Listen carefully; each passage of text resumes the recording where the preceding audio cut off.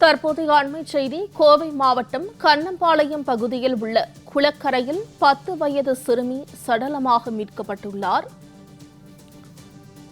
கோவை மாவட்டம் கண்ணம்பாளையம் பகுதியில் உள்ள குளக்கரையில் 10 வயது சிறுமி சடலமாக மீட்கப்பட்டுள்ளார்.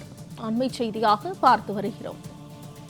10 வயது சிறுமி சடலமாக மீட்கப்பட்டுள்ளார்.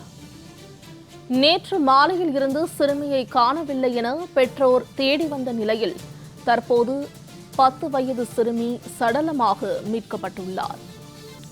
இதுகுறித்த கூடுதல் தகவல்களை செய்தியாளர் காளிதாஸ் வழங்க கேட்கலாம்.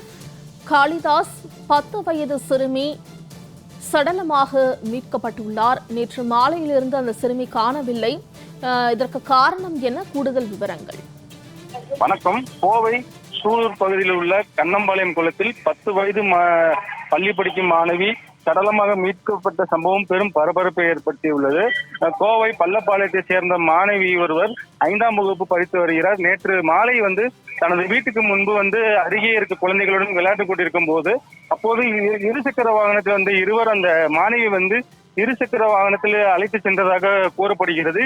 இந்த நிலையில் பெற்றோர்கள் நேற்று இரவு முழுவதும் மாணவியை தேடிய நிலையில் சூலூர் காவல் நிலையத்தில் பெற்றோர்கள் புகார் அளித்தனர்.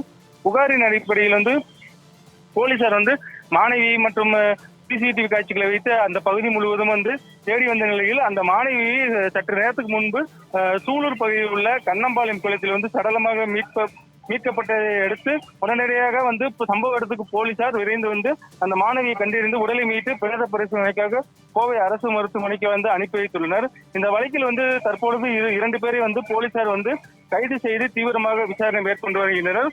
மேலும் மாணவி கற்பழிக்கப்பட்டு குளத்தில் வீசப்பட்டாரா அல்லது வேற ஏதேனும் காரணமாக என்று போலீசார் அந்த இருவரிடம் தீவிரமாக தற்பொழுது விசாரணை நடத்தி வருகின்றனர். காளிதாஸ், தகவல்களுக்கு நன்றி.